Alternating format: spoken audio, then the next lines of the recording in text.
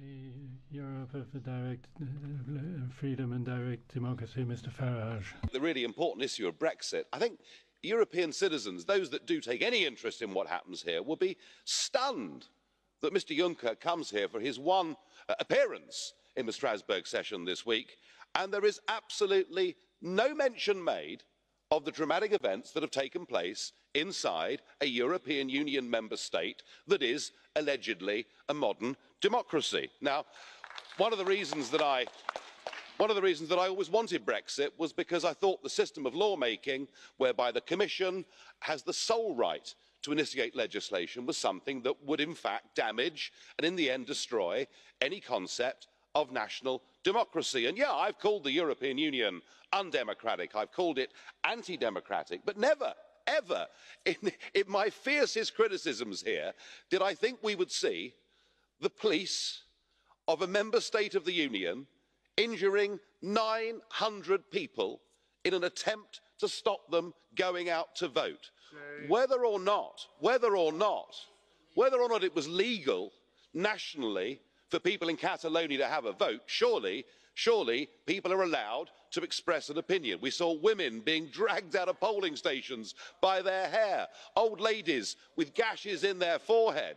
The most extraordinary display. And what do we get from Mr. Juncker today? Not a dicky bird.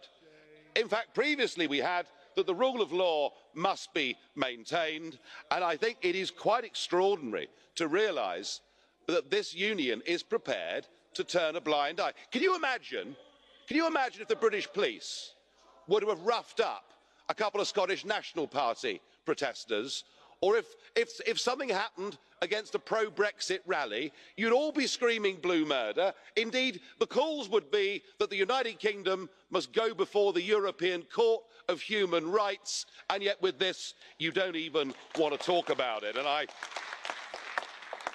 knowing as I do your advanced plans, 7 of you, member states here with your military police, your Euro gendarmerie force, all I can say once again is thank God we're leaving. Brexit was an act of liberation. It was a voice of national self-determination that cannot and will not be stopped. But through this negotiating process, I'm afraid from the start, you've treated us as if we're some kind of hostage, that unless we pay a ransom, unless we meet all of your demands, then you won't even have an intelligent conversation with us about trade heading on from here.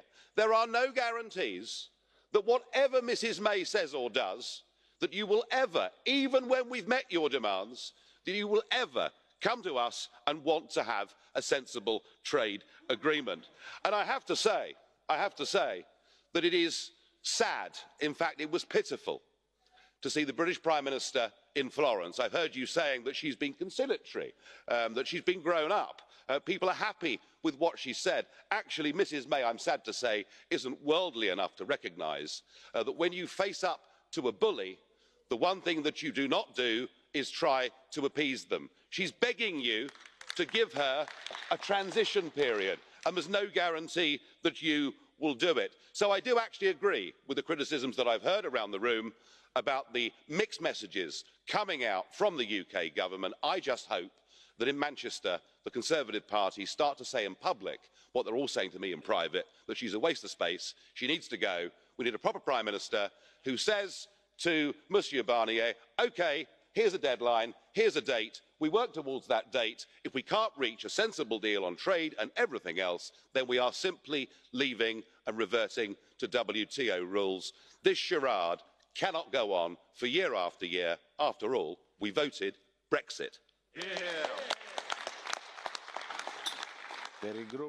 You didn't frankly have the balls to put country before party.